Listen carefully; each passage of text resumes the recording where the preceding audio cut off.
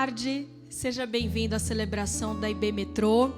É sempre muito bom estar com vocês aqui, mesmo que cada um na sua casa, estamos um pouquinho longe uns dos outros, mas é sempre muito bom receber o seu oi aqui no chat.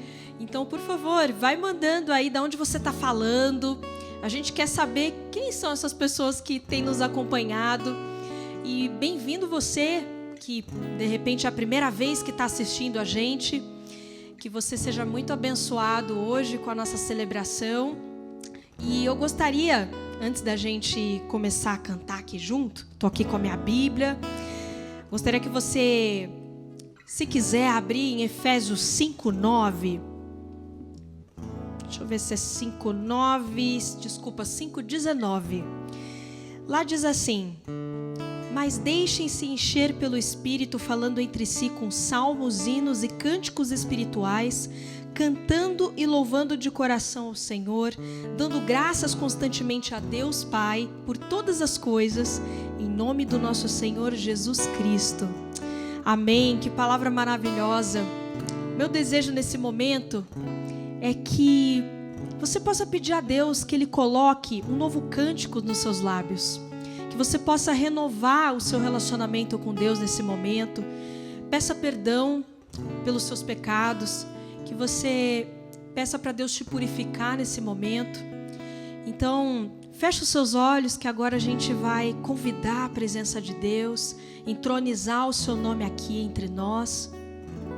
Aleluia, Senhor, que bom nós como igreja podermos exaltar o teu nome, engrandecer. Só um Deus que existe na terra, o nosso Criador. Obrigada, Senhor, por mais um dia que o Senhor nos concede para nós podermos te louvar e agradecer por tudo que o Senhor tem feito nas nossas vidas. Amém, Senhor. Quero subir ao Monte Santo de Sião e entoar um novo cântico ao meu Deus. Mais que palavras, minha vida eu quero entregar. Purifica o meu coração para entrar em tua presença, contemplar tua grandeza. Diga mais uma vez: quero subir ao Monte Santo de Sião e entoar um novo cântico ao meu Deus. Mais que palavras, minha vida eu quero entregar. Purifica tudo, Senhor. Purifica o meu coração para entrar em tua presença, contemplar tua grandeza. Te adoro, Senhor, em espírito e em verdade. Me prostro aos teus pés na beleza da santidade. Te dou meu louvor, que seja um cheiro suave e um som agradável a ti, pois digno és. Te adoro, Senhor, em espírito e em verdade. Me prostro aos teus pés na beleza da santidade. Te dou meu louvor, que seja um cheiro suave e um som agradável a ti, pois digno és. Amém, Senhor. Quero subir ao Monte Santo de Sião e entoar um novo cântico ao meu Deus. mais que palavras, minha vida eu quero entregar. Toda a minha vida Purifica o meu coração para entrar em tua presença, contemplar tua grandeza. Te adoro, Senhor, em espírito e em verdade. Me prostro aos teus pés na beleza da santidade. Te dou meu louvor, que seja um cheiro suave. aceita o nosso louvor e um som agradável a ti, pois digno és. Te adoro, Senhor, em espírito e em verdade. Me prostro aos teus pés na beleza da santidade. Te dou meu louvor, que seja um cheiro suave e um som agradável a ti, pois digno és. Te dou meu louvor, que seja um cheiro suave. Aceita, Senhor, e um som agradável a ti, pois digno és. Obrigada, Senhor. E agora nós vamos com palmas. Vamos lá, meninos, cantar uma música tão especial que eu acredito que muitos de vocês já conheçam aí de cor e salteado. Vamos exaltar a santidade do nosso Senhor, a sua perfeição, a sua soberania sobre as nossas vidas. Santo, santo, santo. Santo, santo, santo. Santo é o Senhor, poderoso, digno de toda honra, digno de toda glória e de receber todo louvor. Louve a Ele. Louve, louve e exalte ao Senhor. Louve seu nome para sempre. Santo, santo, santo. Só Tu és Santo, santo, santo. Santo é o Senhor,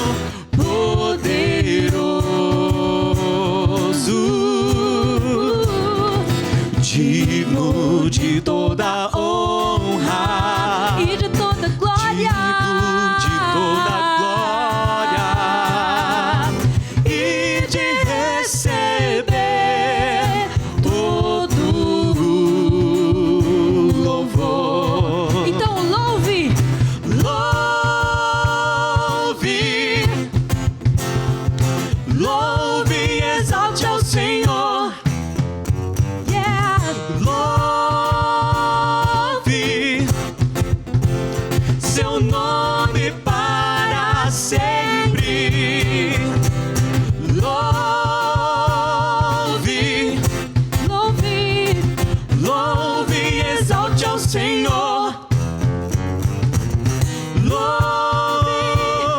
Louve Louve. seu nome para sempre. Você aí na sua casa assim, ó. Louve, louve e exalte ao Senhor.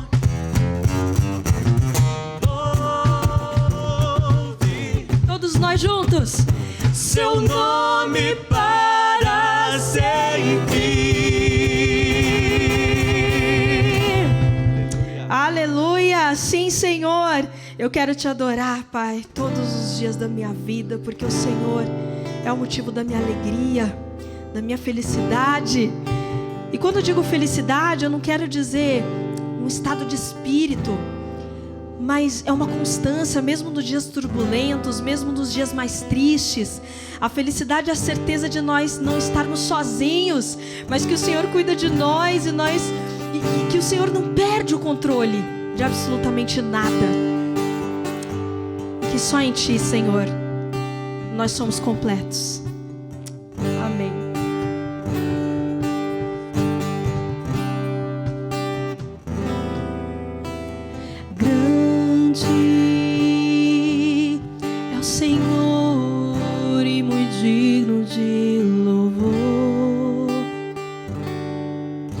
Na cidade do nosso Deus, seu santo monte, alegria de toda a terra.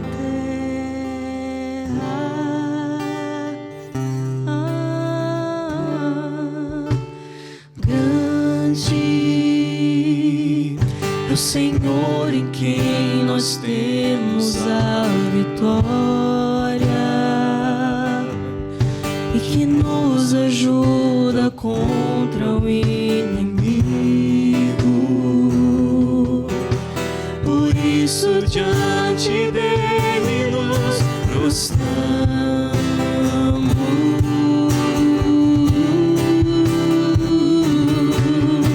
queremos o teu nome engrandecer e agradecer-te por tua obra em nossas vidas. Confiamos em teu infinito amor, pois só tu és o Deus eterno sobre toda a terra e céu. Queremos o teu nome engrandecer, queremos o teu nome engrandecer. Obrigada, Senhor. E agradecer-te por tua obra em nossas vidas. Confiamos em teu infinito amor, pois só tu és o Deus eterno sobre toda a terra e céu.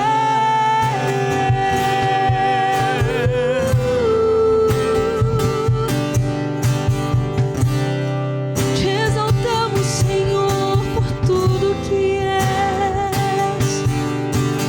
Grande é o Senhor em quem nós temos a vitória e que nos ajuda contra o inimigo. Por isso diante dele nos prostramos,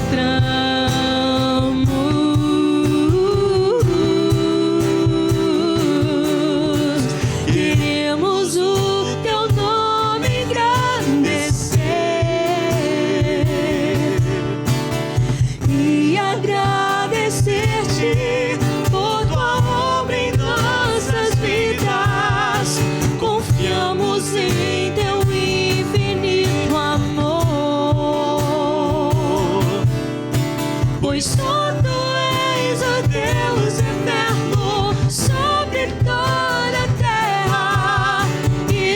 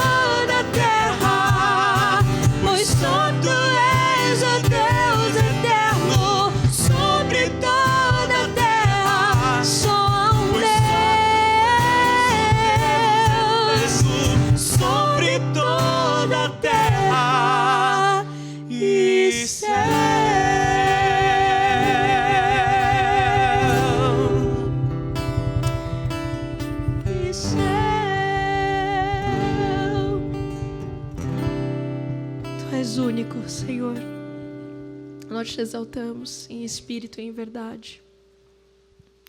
Aleluia, Senhor. Fale aí da sua casa palavras de exaltação àquele que está sentado no trono. Aleluia. Toda a criação que será redimida louva junto conosco. Oh, Senhor, que bom, que bom. Nós temos essa liberdade de podermos engrandecer o teu nome aonde nós estivermos. Aleluia. Vamos continuar.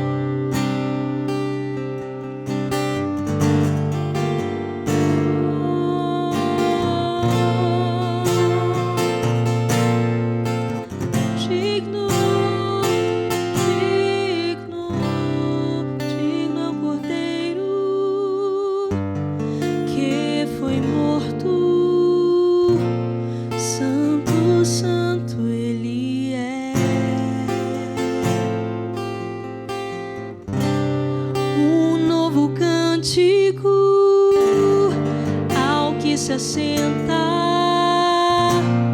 sobre o trono do céu. Santo, Santo, Santo, Deus Todo-Poderoso, quem era e é e há de vir. Com a criação eu canto louvores ao Rei dos Reis. És tudo para mim e eu te adorarei.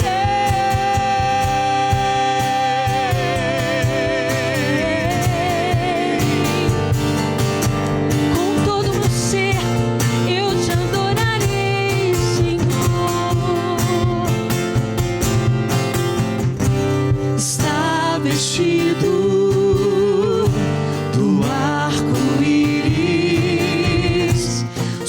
de trovão, luzes, relâmpagos, louvores, honra e glória, força e poder para sempre ao único Rei eternamente. Santo, Santo, Santo, Deus Todo-Poderoso, que era e é e há de vir.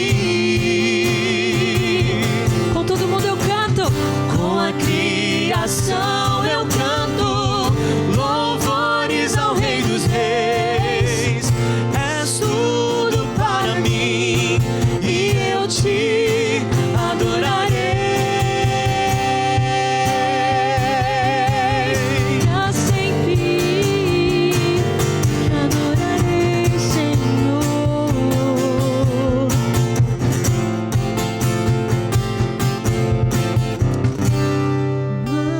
Maravilhado,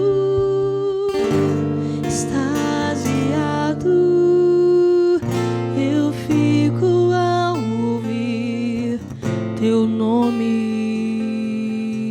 Diga isso. Maravilhado, extasiado, eu fico ao ouvir teu nome. Eu fico maravilhado, maravilhado, extasiado, eu fico ao ouvir teu nome. Jesus, teu nome é força, é fôlego de vida, misteriosa água viva.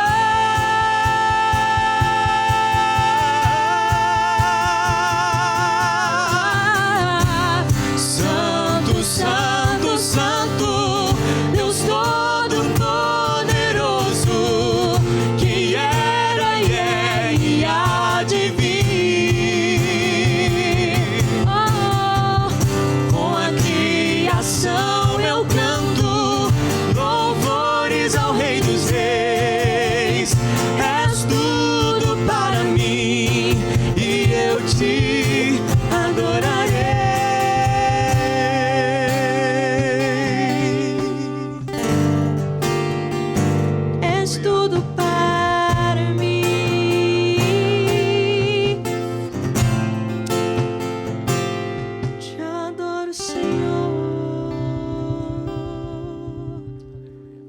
obrigada, Senhor.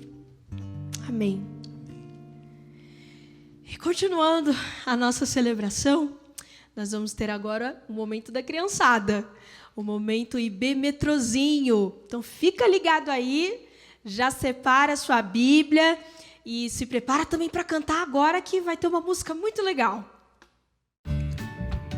Bem-vindos ao momento IB Metrozinho. Aqui é o nosso espaço, é a nossa estação, é onde aprendemos mais sobre a palavra de Deus. A história de hoje é sobre uma criança. Eu adoro essas histórias da Bíblia que tem criança. Bem, é sobre a história do menino Samuel. A história dele começa bem antes do seu nascimento. A mãe de Samuel, Ana, não podia ter bebês e ela andava muito triste. Um dia, ela foi lá no templo e chorou e orou, pediu a Deus um bebezinho. Ela falou para Deus que estava triste porque não tinha filhos. Deus escutou a oração de Ana e deu para ela um bebezinho, um menino, e ela colocou o nome de Samuel. Quando Samuel já estava um pouco grandinho e já podia ajudar em casa, Ana lembrou da sua promessa e levou Samuel para ajudar no templo.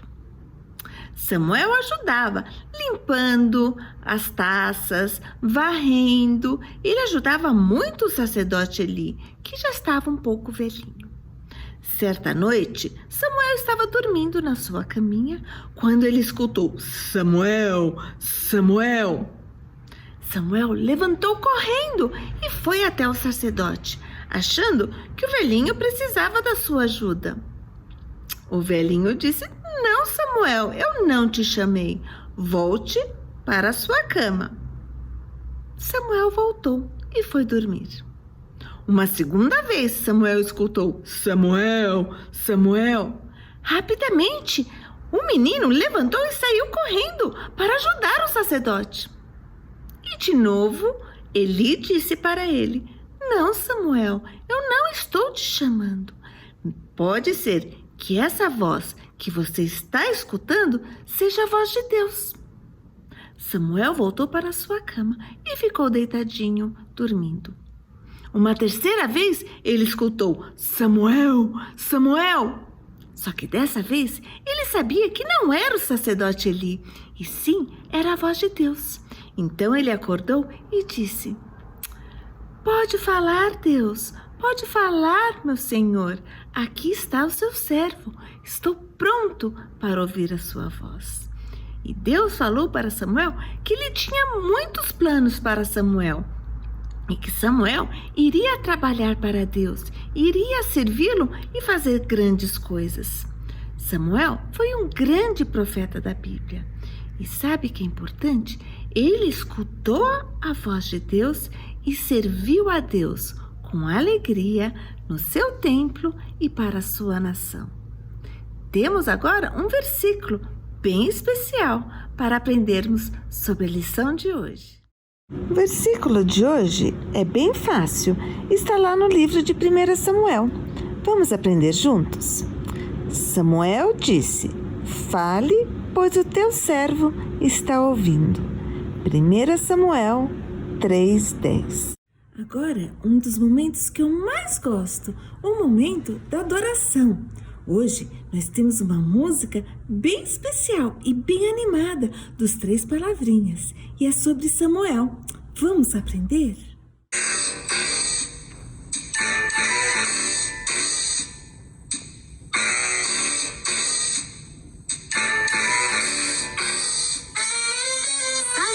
Samuel era um menininho que ouviu a voz de Deus quando ele era tão pequenininho. Ouviu a voz de Deus. Ele estava bem deitado lá no seu quartinho e ouviu a voz de Deus. Você pode ser assim como Samuel e ouvir a voz de Deus. Samuel era um menininho que ouviu a voz de Deus quando ele era tão pequenininho. Ouviu a voz de Deus. Ele estava bem deitado lá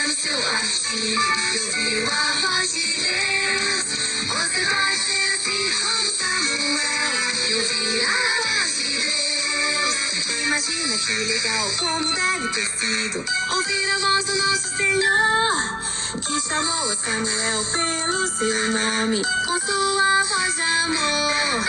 E não importa o tamanho que você tem, se é pequeno ou grandão, você pode ouvir a voz de Deus lá no fundo do seu coração. Samuel era um menininho que ouviu a voz de Deus quando ele era tão pequenininho. Ouviu a voz de Deus e ele estava bem deitado lá no seu quartinho. Ouviu a voz de Deus. Você pode ser assim como Samuel e ouvir a voz de Deus.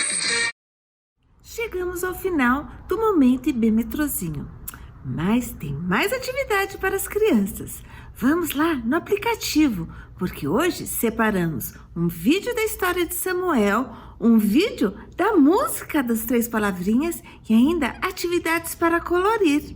Então, não esqueçam, vão lá no aplicativo e tenham uma semana muito alegre e muito abençoada.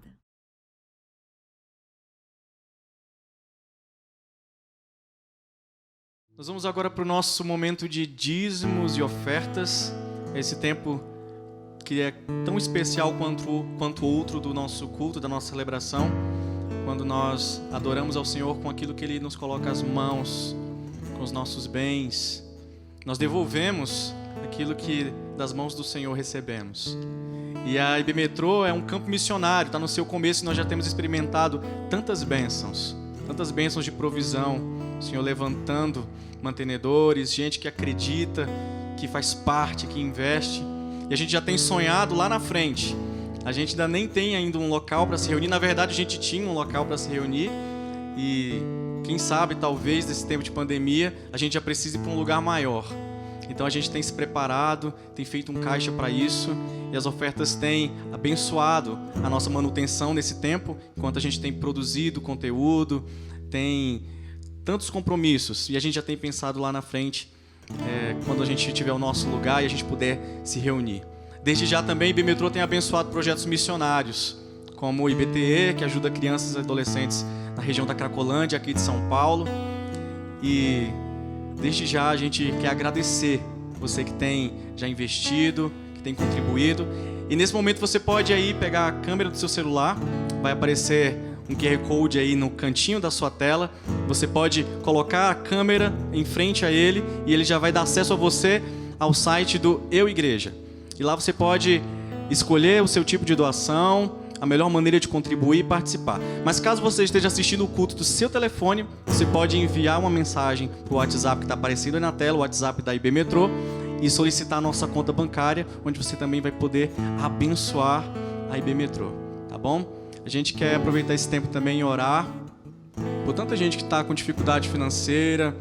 Algumas pessoas acabaram perdendo o emprego, precisam aí de uns ajustes. E a gente quer orar nesse instante pedindo que o Senhor continue abençoando a sua vida e continue abençoando também a nossa comunidade. Vamos orar? Senhor, a gente te adora e a gente te agradece porque o Senhor é sempre bom em todo tempo. E o Senhor tem cuidado de nós. O Senhor tem provido aquilo que precisamos, Senhor. Mesmo em tempos tão difíceis, a gente tem experimentado dia a dia o Teu cuidado, Senhor. A gente quer colocar a vida de tantas pessoas, ó Pai, que perderam o trabalho, precisam de uma porta de emprego, Senhor. Que o Teu Espírito Santo, Pai, esteja primeiramente consolando, Senhor. E que o Senhor, em nome de Jesus, possa fazer a obra e abrir portas de trabalho.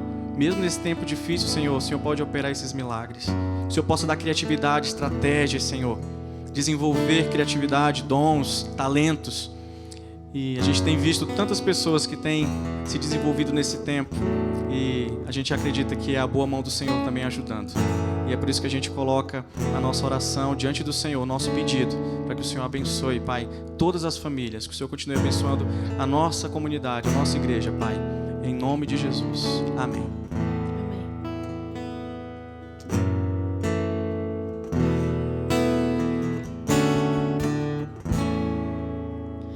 Rei do meu coração, és o monte que percorro, a fonte que eu bebo, és minha canção. do meu coração, és o meu esconderijo, o refúgio que preciso, és minha canção. Tu és bom, bom, tu és bom,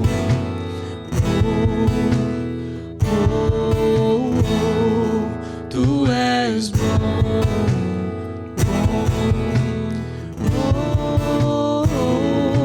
tu és bom,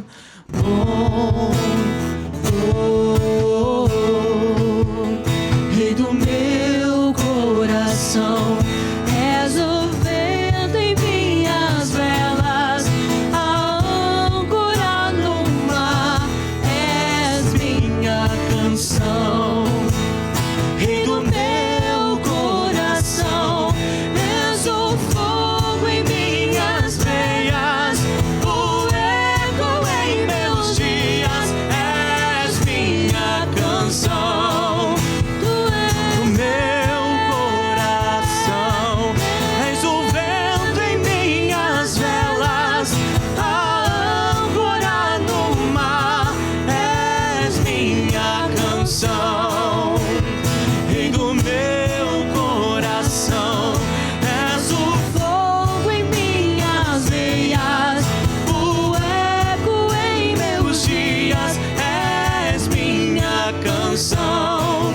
Tu és bom, bom, oh, oh, tu és bom, bom, oh, tu és bom, bom, oh, tu és bom, bom, oh. Tu não me deixarás, não me deixarás jamais. Tu não me deixarás, não me deixarás jamais. Tu não me deixarás, não me deixarás jamais. Tu não me deixarás, não me deixarás jamais. Tu não me deixarás, não me deixarás jamais. Tu não me deixarás, não me deixarás jamais. Tu és bom, bom, bom. Tu és bom, bom, bom. Tu és bom, pra sempre, Senhor. Tu és bom, bom, bom.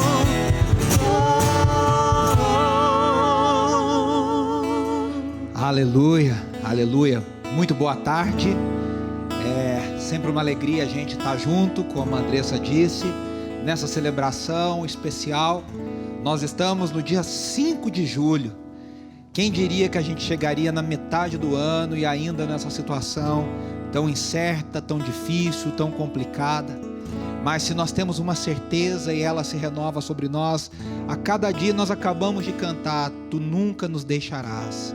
O Senhor não nos deixa, Ele não nos abandona. É certo que não vacila e nem dorme o guarda de Israel, o Deus que está conosco, o Deus que está sempre presente. E nessa hora de intercessão você pode escrever aí no seu celular, aí no computador, aonde você estiver. Manda pra gente aqui no chat o seu pedido de oração. A gente está lendo, a gente está sempre ligado, a gente ora aqui na celebração e a gente ora também durante a semana nas nossas lives de oração, todas as terças-feiras, às 21 horas no nosso Instagram. A gente quer estar conectado, a gente quer orar uns pelos outros. A Bíblia nos encoraja a sempre estarmos. Andressa citou o texto de Efésios 5, e o texto de Efésios 5 fala para nós cantarmos sobre uns aos outros os salmos, os hinos, os cânticos espirituais. Efésios nos encoraja a orarmos uns pelos outros, a encorajarmos uns aos outros, a exortarmos uns aos outros em amor. Então a gente tem sempre essa ajuda, essa tarefa de nos abençoarmos enquanto corpo de Cristo. E eu quero orar por você nessa tarde, nesse início de noite. Eu quero orar pela sua vida, pedindo a Deus que te alcance com graça, com misericórdia. Aquele pedido que está no mais profundo do seu coração, que só o Senhor sabe. Aquela dor, aquela falta de esperança, aquele lamento, aquela tristeza. Nós também temos motivos para agradecer, nós também temos motivos para celebrar, porque apesar de tudo nós estamos aqui. O nosso Deus foi fiel e nos trouxe até aqui. E a gente tem motivos para agradecer. Então eu queria convidar você a encher o seu coração nessa tarde de gratidão, de alegria. A encher o seu coração de renovo, de esperança. Essas canções que foram cantadas e oradas, que elas renovem o seu ânimo, renovem a sua alegria nessa nova semana que se inicia hoje. Peça a Deus que abençoe o seu mês de julho. Deus abençoe o seu segundo semestre, o nosso segundo semestre. A gente tem uma certeza, os nossos dias não são nossos. Eles estão totalmente nas mãos do Senhor. Entregue. Coloque nas mãos dele, para que você e eu experimentemos a boa, perfeita e agradável vontade do Senhor. Senhor, nesse momento nós te pedimos por cada um desses pedidos que estão chegando até nós. Cada pessoa que nesse momento está aí com o seu coração quebrantado, com lágrima nos olhos, com o coração apertado, mas o Senhor é Deus conosco, o Senhor está com cada um de nós. O Senhor é o Consolador que nos dirige, que nos abençoa, que nos orienta. E nós te pedimos, Senhor, nós entregamos a Ti o nosso mês de julho, o nosso segundo semestre do ano de 2020. Mais do que nunca nós temos a certeza que as nossas vidas estão nas Tuas mãos. E como nós acabamos de cantar, o Senhor nunca nos deixará. O Senhor nunca nos abandonará. O Senhor não dorme, o Senhor não vacila, o Senhor não cochila. Todos os nossos dias estão contados nas Tuas mãos e os nossos dias estão escritos pelo Senhor. Então gera em nós o consolo. Consola aquelas famílias que precisam do consolo em meio ao luto. Traga esperança para aquela pessoa que tem lutado tanto com a depressão. Quebra, Senhor, o nosso coração duro para que a gente se arrependa dia após dia diante do Senhor, que os nossos ídolos sejam quebrados diante do Senhor e que a gente tenha um coração mais amolecido, um coração aquecido pelo Senhor. Que o Senhor não se esqueça de nós, que o Teu favor nos alcance dia após dia, manhã após manhã. Abençoe aqueles que precisam, Senhor, de uma direção do Senhor nesse momento. Abençoe aqueles que estão agradecidos, porque em meio às lutas nós temos visto o Teu agir. Obrigado, Senhor. Nós te agradecemos, entregamos todos os nossos dias nas Tuas mãos. Em nome do Teu Filho amado Jesus Cristo. Amém, amém e amém. Antes da gente ir para a mensagem, a gente vai ter um vídeo. O João, que é o nosso líder de missões, preparou esse vídeo, junto com o missionário, seu amigo, da Missão Mais. E você vai conhecer um pouquinho da realidade da igreja perseguida, da igreja sofredora. E a gente quer conscientizar você para orar, abençoar e estar junto no reino de Deus, com a igreja que sofre nesse exato momento perseguição, aqui no Brasil e ao redor do mundo. Então vamos ver esse vídeo e a gente já volta para a nossa mensagem.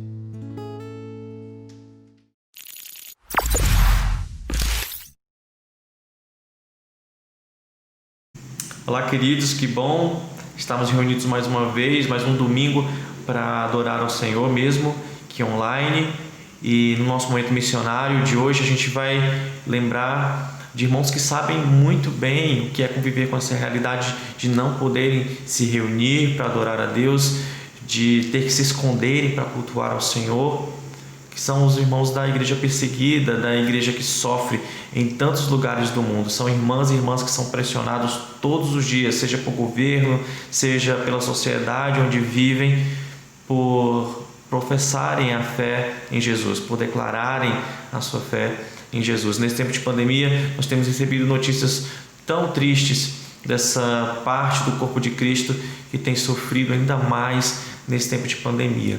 Quem vai compartilhar algumas informações com a gente e motivos para que a gente possa se unir em oração, já que a palavra de Deus nos diz que se uma parte do corpo sofre, todo o corpo sofre junto, é o Vinícius, que é missionário da Missão em Apoio à Igreja Sofredora, a Mais, que foi fundado em 2010 pelo pastor Mário Freitas, que é uma referência em missões transculturais, e que desde então tem servido a cristãos que vivem em contexto de perseguição religiosa, que são pressionados pela sua fé em diversas partes do mundo, levando apoio, encorajamento, para que essa igreja seja perseverante e consiga ser luz aonde ela está inserida. Então vamos ouvir o Vinícius e que o seu coração possa ser impactado e relembrado sobre essa realidade dos nossos irmãos e que a gente possa se envolver em oração e em apoio à igreja que sofre. Olá, meus irmãos, graça e paz. É um prazer estar falando com vocês aí da Igreja Batista da Metrópole. Meu nome é Vinícius e eu sou missionário aqui da Mais. Eu quero falar um pouco com você sobre a Igreja Sofredora nesse período de pandemia. Eu quero começar falando da Colômbia. A Colômbia, nos últimos anos, a gente tem trabalhado com aquele país, trabalhado com cristãos, com pastores daquele país que vivem em perseguição há mais de 30 anos. E diante desses últimos acontecimentos do mundo, grupos paramilitares têm extorquido, assassinado e têm proibido cristãos daquele país, cristãos da Igreja Sofredora, de receber qualquer benefício que venha de fora. Então a gente observa que diante desse cenário de pandemia, grupos paramilitares têm se aproveitado da situação para fazer com que aqueles cristãos que já são perseguidos durante muito tempo venham sofrer ainda mais sem ter ajuda de ninguém de fora. Outro caso que eu posso contar aqui para vocês é o caso de Uganda. Uganda, a gente tem trabalhos específicos também com a Igreja Sofredora daquele país, com refugiados naquele país. E diante desse fato, a gente se encontra com um campo de refugiado que tem cerca de quase 60 mil pessoas. E nesse campo de refugiado, muitos deles não têm nenhum tipo de condição financeira para o alimento básico do dia a dia, porque naquele país se trabalha durante o dia para se comer no final desse dia. E diante desse cenário de pandemia, não tem esse trabalho durante o dia e, consequentemente, no final desse dia, não se consegue comer nem se alimentar. Então, a gente tem encontrado essas dificuldades, tanto na parte de alimentos, de necessidades básicas que a Igreja Sofredora tem enfrentado, porque na sua grande maioria, a Igreja Sofredora, onde ela está instalada, ela é pobre, por não conseguir trabalho, por não conseguir emprego em países onde é proibido se dar emprego para um cristão. Exemplo disso, para que você entenda e compreenda um pouco mais, é que nesse tempo de pandemia, um país de origem 100% muçulmana está totalmente proibido de dar qualquer benefício a um cristão. Como, por exemplo, a gente está vivenciando no Brasil esse auxílio que o governo está liberando para algumas pessoas. Em países de origem muçulmana, todas as pessoas têm direito também a um auxílio como esse, ou paralelo a esse, ou de outra forma, mas é um auxílio do governo. Mas e nesse país é proibido um cristão receber qualquer auxílio do governo, qualquer auxílio de qualquer entidade do país. Então, nesse cenário de pandemia, a gente vê que a perseguição tem se aflorado, que a luta dos nossos irmãos também tem se aflorado e que eu e você precisamos ser respostas de Deus para esses irmãos. Diante disso, a Mais tem trabalhado para que esses irmãos sejam resilientes em sua fé e permaneçam firmes em Jesus. Um forte abraço, que Deus abençoe.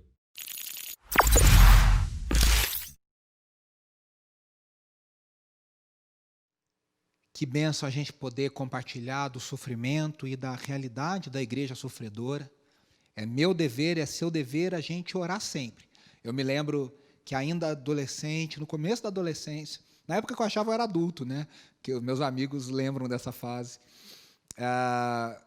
Com 12 anos, 13 anos, eu li ali A Cruz e o Punhal, e eu li logo depois o testemunho do Refúgio Secreto, da irmã Corrie ten Boom, no sofrimento dos judeus, e eles ali, no caso, apoiando os judeus no meio ao nazismo. E depois um livro que me impactou muito, do irmão André, o contrabandista de Deus, falando da igreja sofredora por trás da cortina de ferro na União Soviética. Então, é o nosso dever, além da Missão Mais, eu quero incentivar você a acompanhar também a Missão Portas Abertas, fundada pelo irmão André. A Missão Mais, fundada pelo querido irmão Mário. Você pode acompanhar, orar, contribuir, abençoar a igreja sofredora também. Obrigado ao João, obrigado ao missionário por falar para a gente um pouco sobre a realidade também da igreja sofredora. No dia de hoje, na tarde de hoje, nós vamos continuar, nós estamos na nossa 5ª mensagem sobre a restauração em tempos de crise. E hoje nós vamos falar sobre a reconstrução do templo, restaurando a vida de adoração. Até aqui, a gente falou como Deus disciplina o seu povo, o exílio é essa disciplina de Deus. Muita gente pode interpretar como castigo, mas, na verdade, Deus tem em vista a disciplina, para que o seu povo cresça, para que o seu povo se purifique, para que o seu povo se santifique, para cumprir o seu chamado. A gente já falou como, em meio ao exílio, é possível influenciar sem se contaminar. Na mensagem 2 e 3, você pode nos assistir também. E na semana passada nós falamos como Deus é soberano. A história está nas mãos de Deus. Deus não perde o controle em nenhum momento. Deus não cochila, Deus não dorme, Deus não se perde na história. Mas a gente também precisa cooperar para que a obra de restauração aconteça. E a gente falou na última mensagem sobre como o povo volta para reconstruir o templo. A gente, na verdade, até mencionou, se você se lembrar desse slide aqui, que a gente fala que essa volta aconteceu em 3 etapas. E hoje nós vamos falar dessa primeira etapa. A gente falou, então, vai falar sobre as 3 etapas do retorno do exílio. A primeira com Zorobabel, está lá narrado no livro de Esdras, no capítulo 1 a 6, e os profetas Zacarias e Ageu. Nós vamos falar dessa hoje. Depois, a segunda etapa é Esdras liderando o povo na reconstrução, na restauração do ensino da Torá e a comunidade como um todo. E a terceira etapa acontece com Neemias. E Neemias, então, agora, 14 anos depois da etapa liderada por Esdras, ele, então, vai reconstruir os muros da cidade de Jerusalém. Mas o nosso foco hoje vai ser sobre Zorobabel, a liderança de Zorobabel e a construção do templo, que aí sim é onde Esdras fala, onde Ageu e Zacarias falam da importância da reconstrução do templo em Jerusalém. Se você se lembrar, a gente falou que no decreto de Ciro disse, olha, eu quero que o povo volte para que reconstrua a casa do Deus de Israel em Jerusalém. Então, nós vamos entender por que isso é importante na sua vida e na minha vida nos dias de hoje. O que é o templo? O que o templo significa? Qual é a história de Israel, do povo de Israel, do povo de Judá com o templo? O que Deus quer fazer e por que Deus dá tanta ênfase na reconstrução do templo? E a gente vai caminhar um pouquinho no drama que a Bíblia nos mostra, na história, na narrativa que a Bíblia nos mostra e entender bastante sobre isso. A gente vai ler o texto de Esdras, capítulo 5, lá nos versículos 1 e 2. É um texto breve que diz assim, ora, os profetas Ageu e Zacarias, descendente de Ido, profetizaram aos judeus de Judá e de Jerusalém, em nome do Deus de Israel que estava sobre eles. Então Zorobabel, filho de Sealtiel, e Jesua, filho de Josadaque, começaram a reconstruir o templo de Deus em Jerusalém. E os profetas de Deus estavam com eles e os ajudavam. Agora veja só, a gente até mencionou esse texto na última mensagem. O que Ageu e Zacarias profetizaram sobre o templo? O que eles falaram? Vamos dar uma olhadinha? Então, o texto de Zacarias diz assim, então, o anjo do Senhor respondeu, Senhor dos exércitos, até quando deixarás de ter misericórdia de Jerusalém e da cidade de Judá, com as quais estás indignado há 70 anos? Veja, Zacarias já está aqui profetizando no cumprimento dos 70 anos. Então o Senhor respondeu palavras boas e confortadoras ao anjo que falava comigo. E o anjo me disse, proclame, assim diz o Senhor dos exércitos. Eu tenho sido muito zeloso com Jerusalém e Sião, mas estou muito irado contra as nações que se sentem seguras, porque eu estava apenas um pouco irado com o meu povo, mas elas aumentaram a dor que ele sofria. Por isso, assim diz o Senhor, estou voltando-me para Jerusalém com misericórdia, e ali o meu templo será reconstruído. A corda de medir será esticada sobre Jerusalém, declara o Senhor dos Exércitos. Diga mais, assim diz o Senhor dos Exércitos, as minhas cidades transbordarão de prosperidade novamente, e o Senhor consolará novamente a Sião e escolherá Jerusalém. Aqui eu quero fazer um adendo, que talvez muitos de vocês não saibam. Jerusalém e Sião são usadas muitas vezes como sinônimos pelos profetas. Por quê? Porque no Monte Sião, em Jerusalém, Sião era um monte dentro da cidade de Jerusalém, chamada hoje Cidade Velha de Jerusalém. Sião é o monte onde o templo foi construído, a cidade de Davi. Então, muitas vezes, em alguns lugares, nos Salmos e nos Profetas, se usa Sião como sinônimo de Jerusalém. Hebreus, por exemplo, faz o contraste entre Sinai e Sião. São dois montes, falando das duas alianças, a aliança da lei, a aliança mosaica, e a nova aliança feita em Jesus. Então, só para você entender que Sião é o monte em Jerusalém onde o templo foi construído. Esse monte também é conhecido nas Escrituras como o Monte Moriá. Se você se lembrar, lá Gênesis capítulo 22, onde Abraão quase sacrificou o seu filho Isaque. E Deus disse para Abraão não sacrificar, porque Deus proveria para si um cordeiro. É o mesmo local, tá? O texto de Ageu. Então a gente já viu Zacarias profetizando na volta ao exílio, quase na mesma época, contemporâneo, com diferença de meses, o profeta Ageu. E ambos falam da reconstrução do templo. Então, vamos ver o que Ageu também falou. A gente falou que Zacarias consola e Ageu exorta. Vamos ver o que diz Ageu no capítulo 1, versículos 1 a 12. Aqui é um texto um pouquinho maior.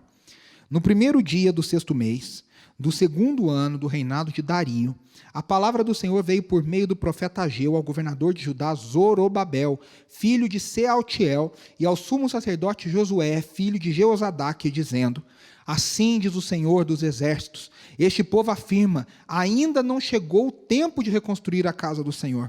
Por isso a palavra do Senhor veio novamente por meio do profeta Ageu.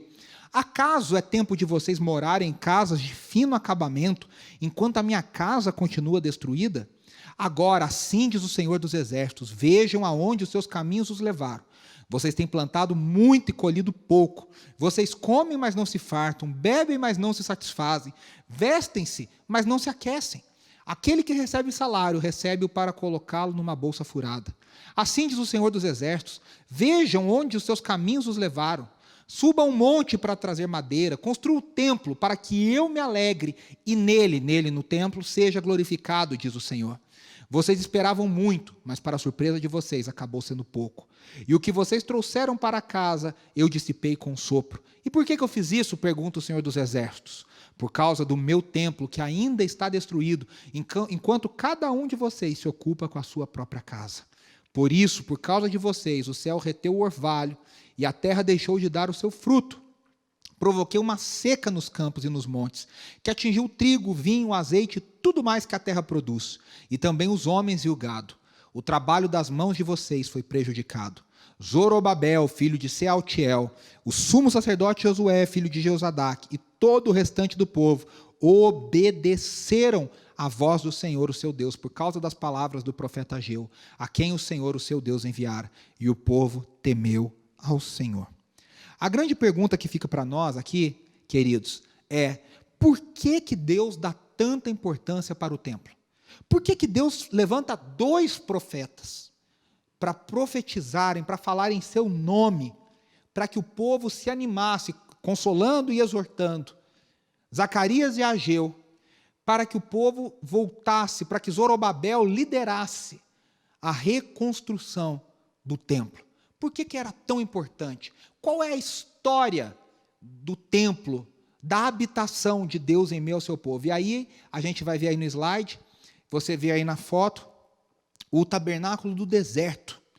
O tabernáculo chamado tabernáculo de Moisés, a tenda da habitação, também é chamado de tenda da habitação, tenda da aliança, tenda do pacto.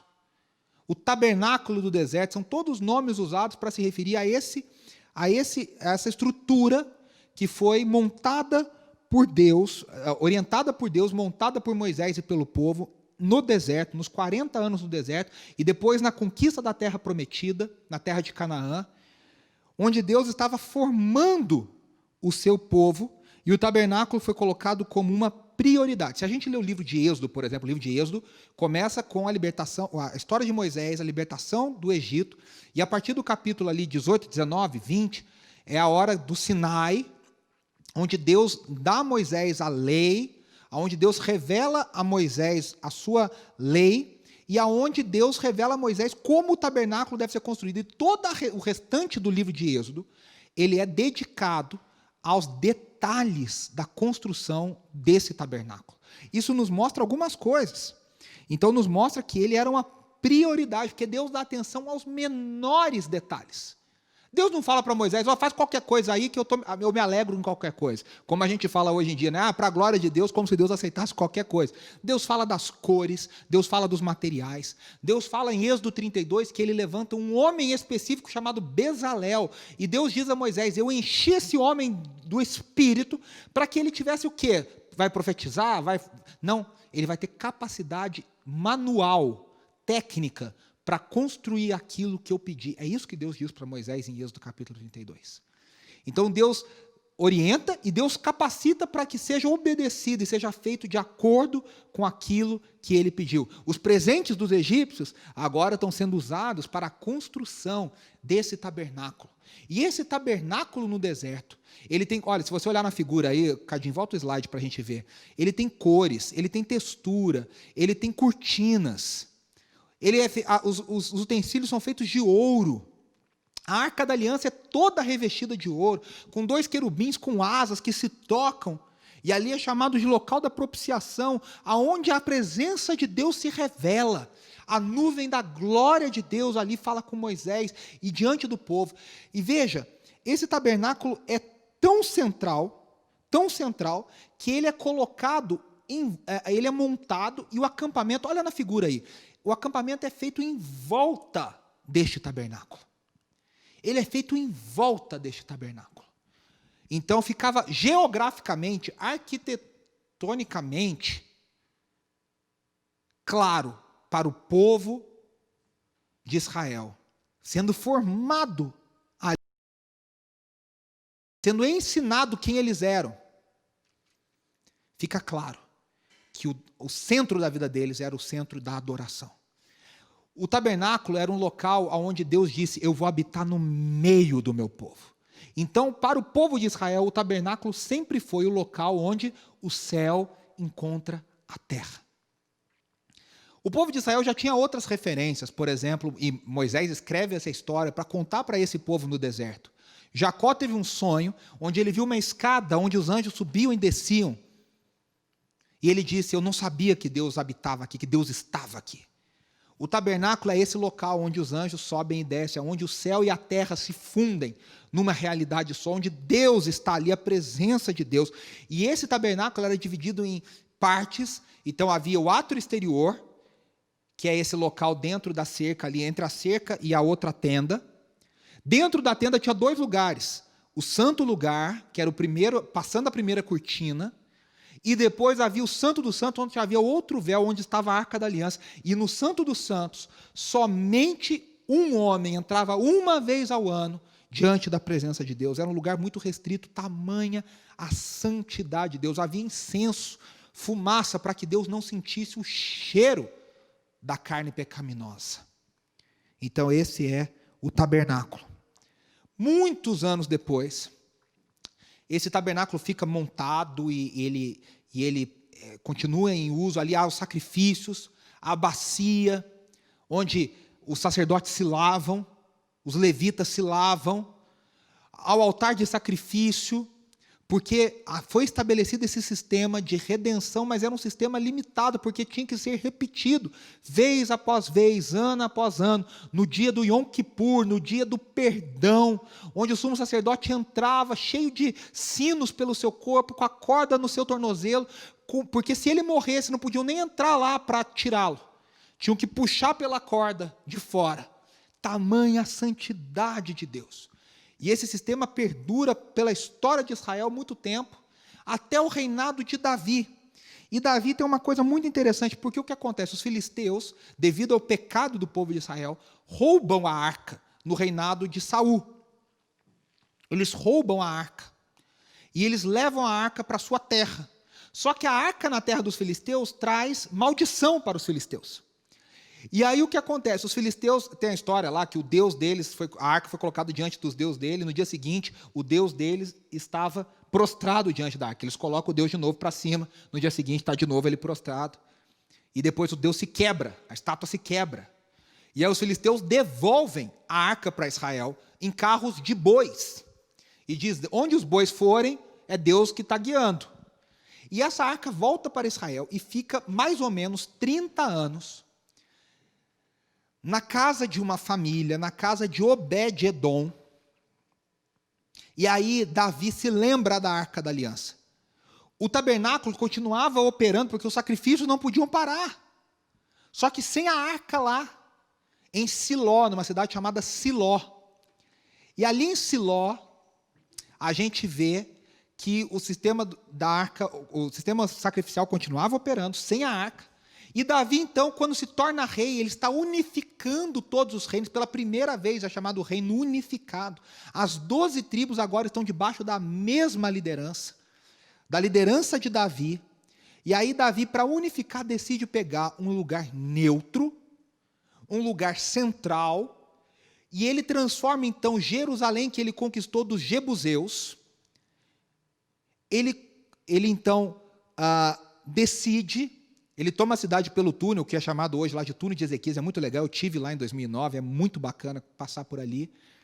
Ele toma a cidade e ele decide transformar Jerusalém na sua capital política e na sua capital religiosa. E ele então traz a Arca da Aliança para Jerusalém. E ele não leva o tabernáculo todo, o tabernáculo continua em Siló com os sacrifícios.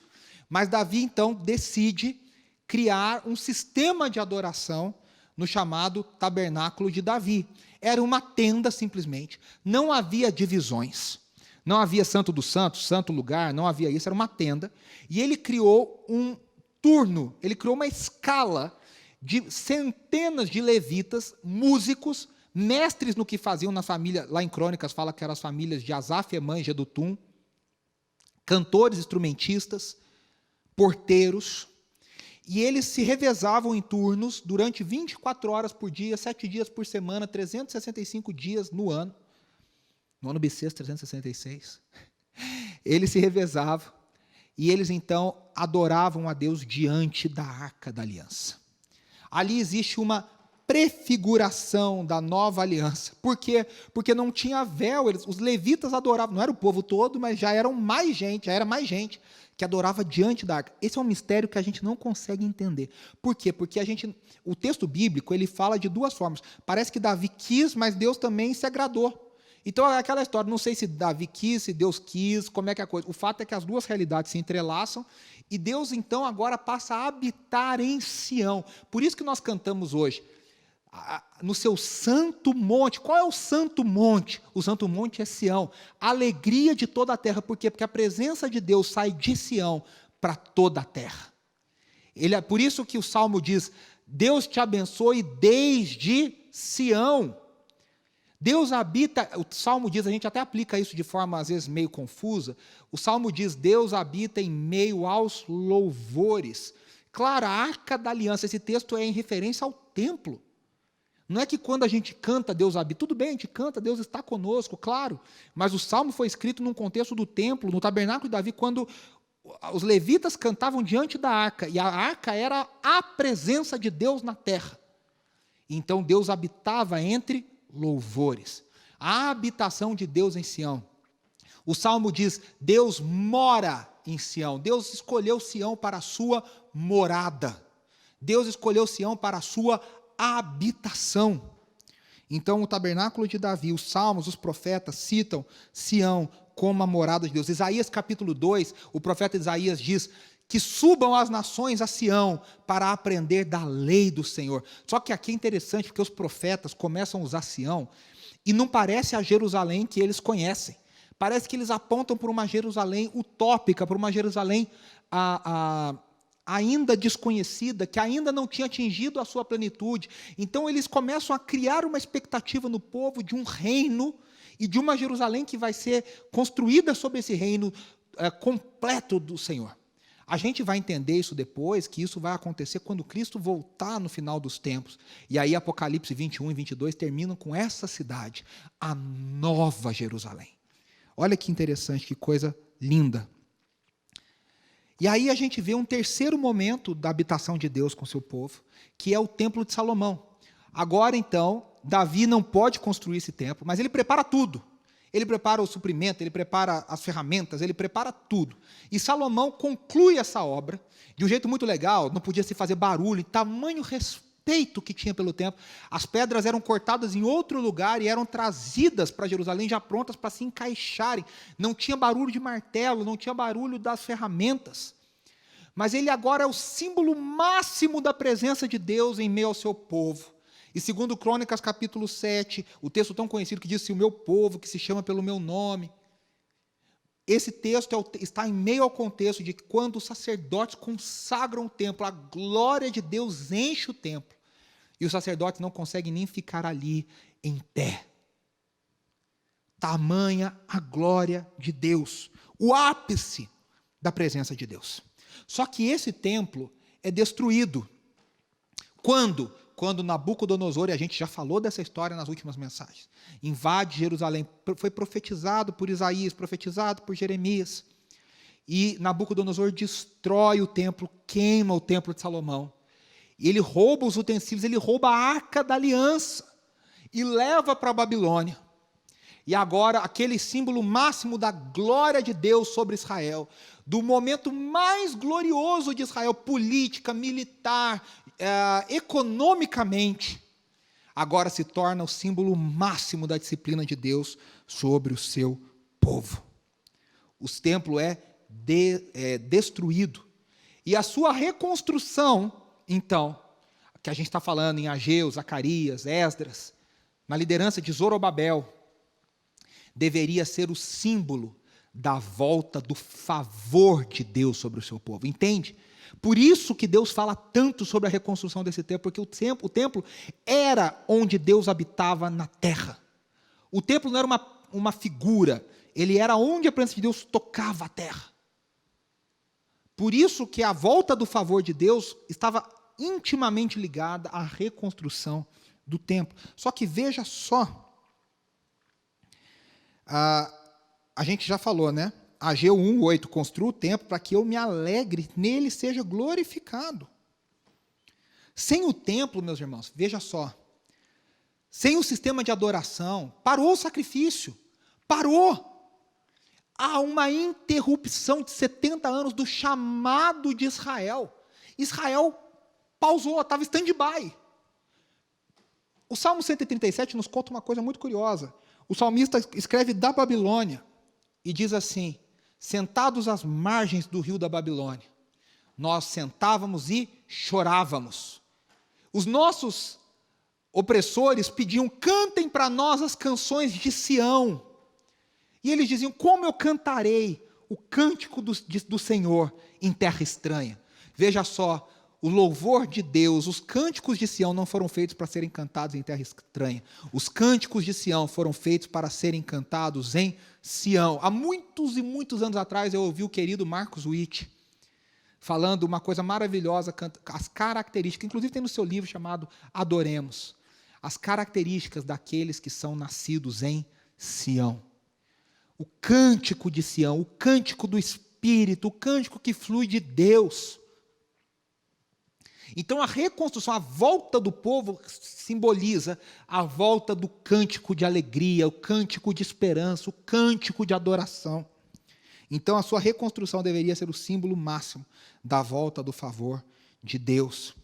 Zacarias associa, a gente leu, a prosperidade de Jerusalém com a reconstrução do templo. A demora da reconstrução implicou em maldição para a terra. Deus disse: olha, vocês pensavam que ia dar e não deu. Eu fiz a coisa ficar difícil, porque vocês não estão construindo a minha casa. E aí a gente vai chegar, então, no templo reconstruído. Eu quero ler com vocês rapidamente o texto de Ageu, capítulo 2, versículo 1 a 9, que diz assim: No dia 21 do 7º mês, veio a palavra do Senhor por meio do profeta Ageu. Pergunte ao governador de Judá, Zorobabel, filho de Sealtiel, ao sumo sacerdote Josué, filho de Josadaque, ao restante do povo, o seguinte: quem de vocês viu este templo em seu primeiro esplendor? Comparado com ele, não é como nada o que vocês veem agora.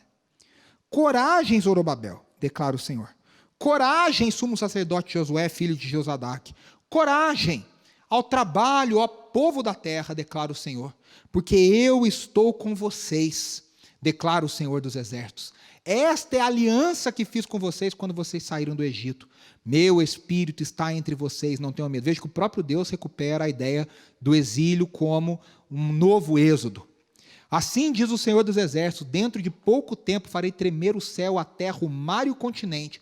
Farei tremer todas as nações que trarão para cá os seus tesouros. Encherei este templo de glória, diz o Senhor dos exércitos. Tanto a prata quanto o ouro me pertencem, declara o Senhor dos exércitos. Esse texto é arrepiante. A glória deste novo templo será maior do que a do antigo, diz o Senhor dos exércitos. Neste lugar estabelecerei a paz, declara o Senhor dos exércitos. Primeiro que você percebe o tanto de vezes que esse texto fala sobre o Senhor dos exércitos, Senhor dos exércitos, Senhor dos exércitos, querendo dizer a glória e o poder de Deus. E veja, o templo foi reconstruído no ano 516, 20 anos após o primeiro retorno. O povo voltou em 536 a.C. 20 anos depois, em 516, o templo foi reconsagrado, foi reconstruído na sua totalidade. Só que, veja aí na figurinha, que os idosos choram porque eles se lembravam da glória do primeiro templo. Olha aí que tem uma sombra do primeiro templo. E o segundo era muito menor e muito mais simples. E o próprio Deus fala: vocês lembram como era glorioso o templo de Salomão? Esse não é nada perto daquele. Só que Deus diz: há uma promessa sobre esse templo. Eu vou encher esse templo com mais glória do que o primeiro teve. E aí isso era algo impressionante. Só que veja só, a Arca da Aliança não voltou para Israel. A Arca da Aliança nunca mais se soube dela. O Indiana Jones brinca que ela foi encontrada lá pelos nazistas e tal, mas isso é ficção do Indiana Jones, George Lucas e Steven Spielberg. A Arca da Aliança sumiu, e a Arca da Aliança era o símbolo máximo da presença de Deus dentro do templo. O templo foi reconstruído, mas ele nunca teve a glória completa. Por isso, o sentimento de exílio continuou. Por quê? Porque Israel voltou para a sua terra, mas eles nunca mais foram soberanos. Eles só trocaram de opressores, mesmo na sua terra. Eles eram dominados pelos persas, depois eles foram dominados pelos gregos, com Alexandre o Grande. Depois eles foram dominados pelos romanos. No período famoso, ali antes dos romanos, na Revolução dos Macabeus. No período entre Malaquias e Mateus, no chamado silêncio profético, período interbíblico, nos 400 anos, houve essa revolta dos Macabeus, depois os romanos. E quando a gente começa o Novo Testamento, Israel está sob o domínio de Roma na sua terra. Então, o sentimento era que o exílio nunca havia acabado. O N.T. Wright, um dos maiores pesquisadores de Novo Testamento do mundo, contemporâneo nosso, graças a Deus, o N.T. Wright tem um livro que ele fala: olha, o exílio para o povo de Israel nunca acabou. O judaísmo do segundo templo, que era o judaísmo do tempo de Jesus, entendia que o exílio continuou. E aí houve uma esperança messiânica. O livro de Zacarias termina apontando com uma dúvida. Depois, se você quiser ler, termina assim: será que Zorobabel é o Messias que a gente espera? É quem vai derrotar os nossos opressores, é quem vai estabelecer a glória, vai devolver a glória que Davi teve. Porque, lembre-se, havia uma promessa profética de que o descendente de Davi restauraria a glória de Deus em Israel. O templo, existia uma promessa, o profeta diz, Amós diz: eu restaurarei o tabernáculo caído de Davi. Falando da restauração da glória do templo de Davi, do relacionamento, mas como a gente falaria, tete a tete, sem tantos véus e tantas separações. Havia essa promessa. Então o povo foi construindo no chamado judaísmo do segundo templo, que é esse templo que nós estamos falando. Houve uma construção de uma esperança messiânica. Vai vir o príncipe, rei, senhor, filho de Davi, que vai destruir os nossos opressores e vai restaurar a glória de Israel, e essa glória vai ser simbolizada no grande templo. Só que veja só, o templo foi reformado, mas não foi pelo Messias. O templo foi reformado por Herodes o Grande. Herodes querendo fazer uma politicagem com os judeus, sendo ali um dominador a serviço do Império Romano. Ele manda fazer uma grande reforma no templo. Uma grande reforma no templo. E aí, então, ele faz a esplanada. Quem vai em Israel hoje consegue visitar isso ali em Jerusalém.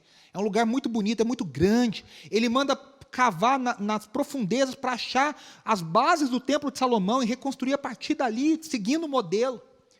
Mas Herodes era um dominador, aliançado com os saduceus, que eram corruptos. No tempo de Jesus, os saduceus estavam ali no templo, junto com os fariseus, formando o sinédrio, que condenou Jesus, inclusive, e haviam dois sumos sacerdotes. Isso era prova da corrupção. E veja, o grande templo, na verdade, agora era Jesus Cristo, o Messias. Jesus é apresentado como o templo vivo, o tabernáculo ambulante. João capítulo 1, versículo 14 diz: e nós vimos a sua glória. O verbo se fez gente e habitou entre nós, João capítulo 1, e diz, e nós vimos, versículo 14, nós vimos a sua glória. Glória como a do unigênito do Pai. E ele habitou entre nós. Esse habitou é tabernaculou. O templo virou gente. Por isso que o templo não importava mais nada. O templo continuava existindo e só foi destruído de vez, o templo de Herodes, no ano 70 depois de Cristo, com a invasão de Tito em Roma, em Jerusalém, a pedido de Roma. Mas Jesus disse: esse templo vai ser destruído por mim, e eu vou reconstruí-lo em 3 dias. Jesus não destruiu o templo, Jesus não reconstruiu o templo da forma que a gente entende, de forma literal.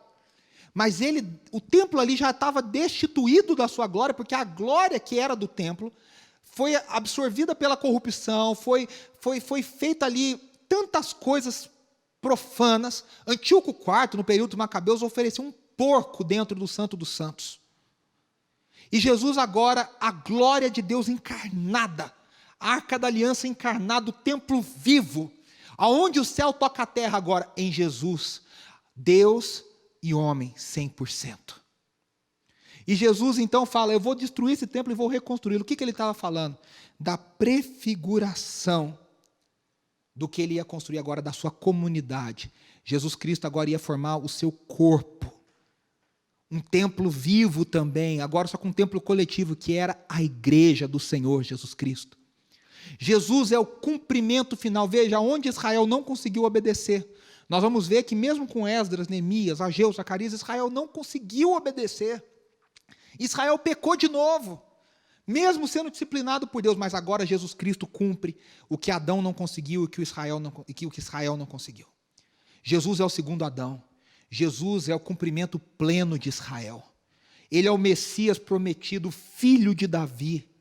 E agora nele toda a glória do universo é concentrada, e ele é o templo vivo. E esse templo vivo, quando sobe aos céus, ele derrama o seu Espírito. O Espírito agora forma um novo templo, individualmente e coletivamente. Nós somos individualmente templos do Espírito, e nós somos coletivamente, como igreja do Senhor Jesus, templo do Espírito de Deus. A glória de Deus habita na sua igreja.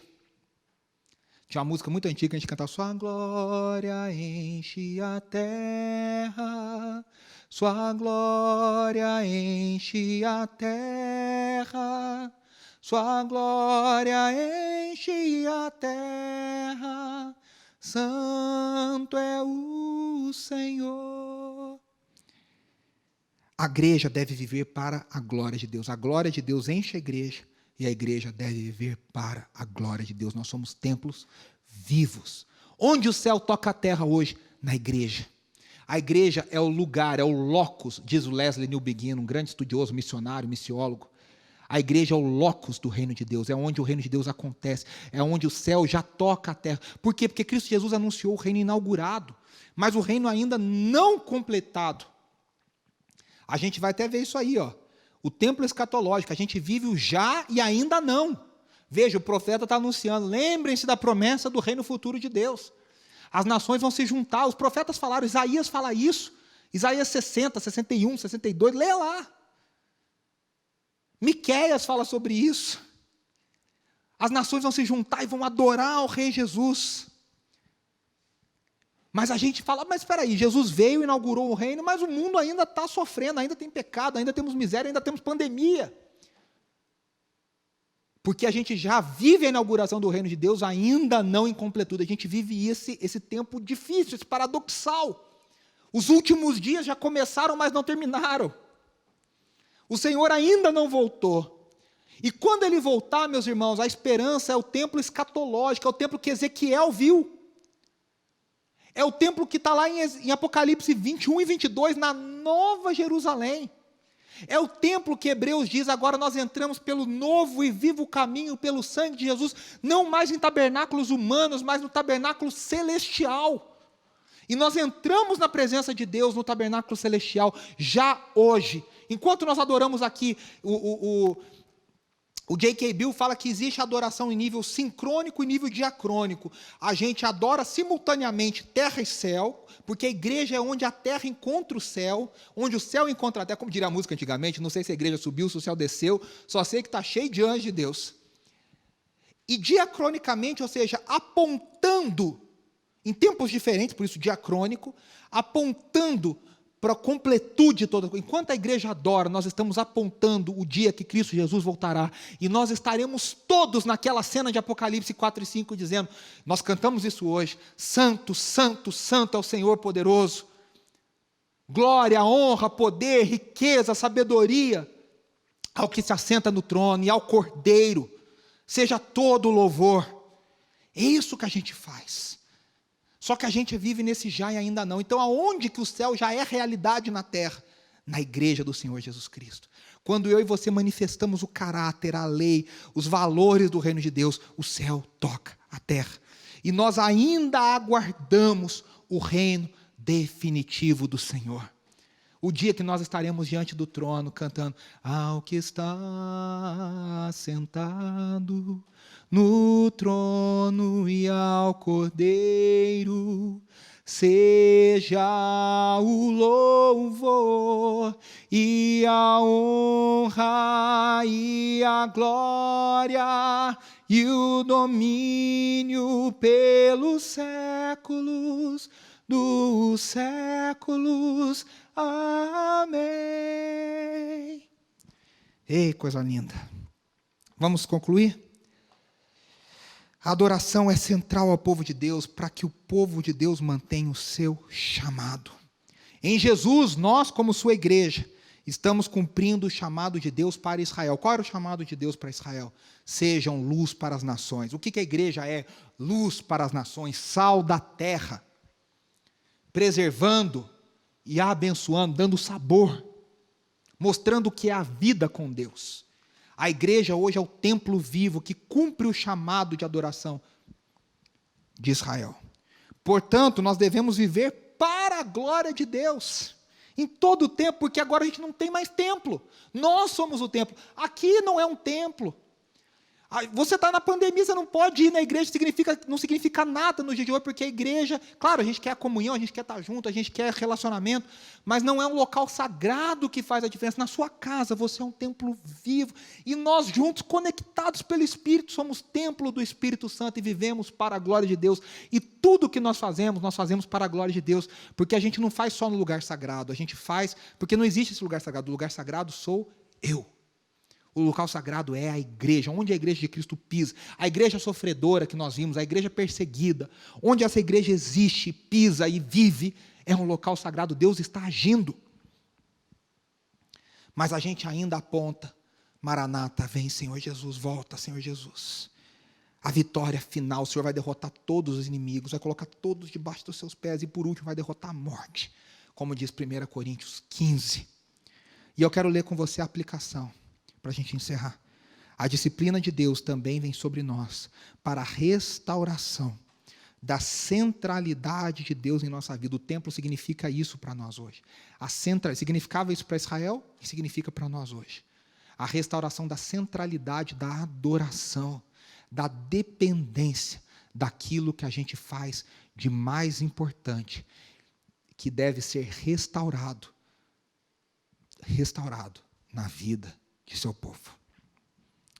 Que o Senhor Deus nos ajude a vivermos para a sua glória, que nós tenhamos a consciência que nós somos pedras vivas, templos vivos, que nós como igreja, como IBMetrô, a IBMetrô é uma pedra no meio de tantas pedras, formando um grande templo de adoração que aponta e que clama: Maranata, volta, Senhor Jesus, vem, Senhor Jesus. Amém? Nós vamos caminhar para a parte final da nossa celebração, ainda temos coisas para mostrar para vocês, para falar, e eu quero que você veja esse vídeo, falando sobre o nosso encontrão, que vai vir daqui a 2 semanas, no sábado, dia 18 de julho, que a gente vai conhecer essa comunidade, quem é pedra junto com você, quem é parte dessa igreja, desse templo junto com você, junto comigo. Então vamos ver esse vídeo com mais algumas pessoas da nossa comunidade se apresentando, e a gente vai ter essa expectativa, o que vai vir no dia 18, nesse encontrão, no Zoom. Então, fique ligado.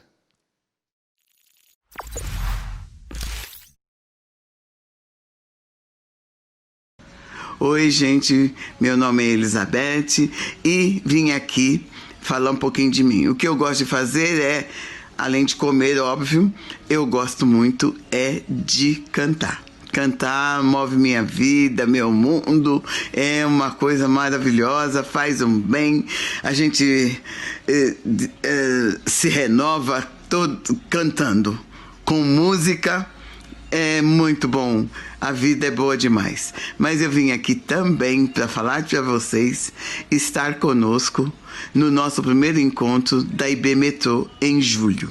Vai ser um prazer tremendo estar com cada um de vocês. Então, venha para o nosso encontro, esteja conosco. Vai ser maravilhoso ver cada um de vocês. Então, eu aguardo vocês em julho na IBMetrô, no nosso primeiro encontro. Tá bem assim? Beijo grande e até lá!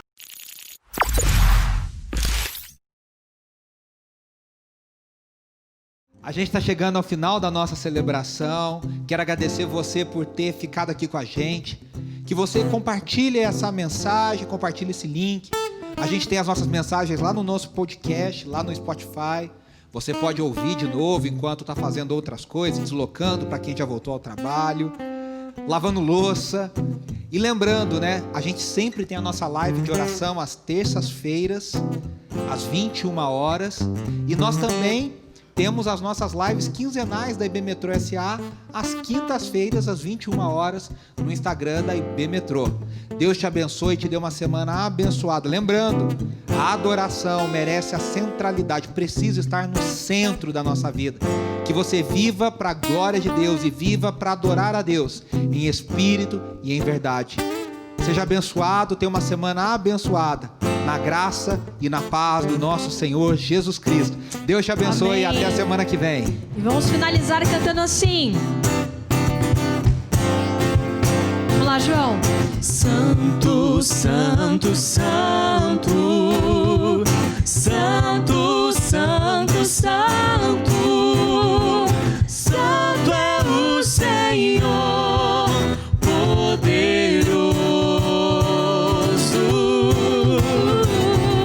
digno de toda honra, digno de toda glória e de receber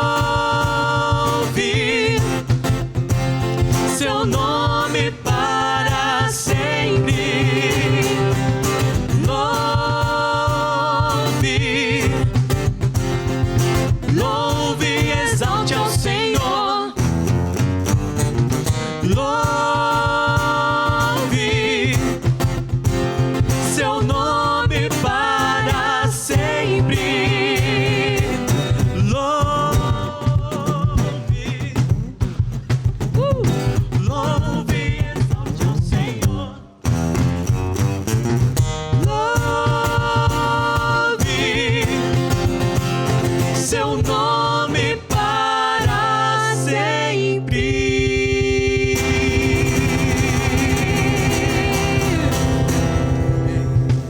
Tchau, tchau. Deus te abençoe.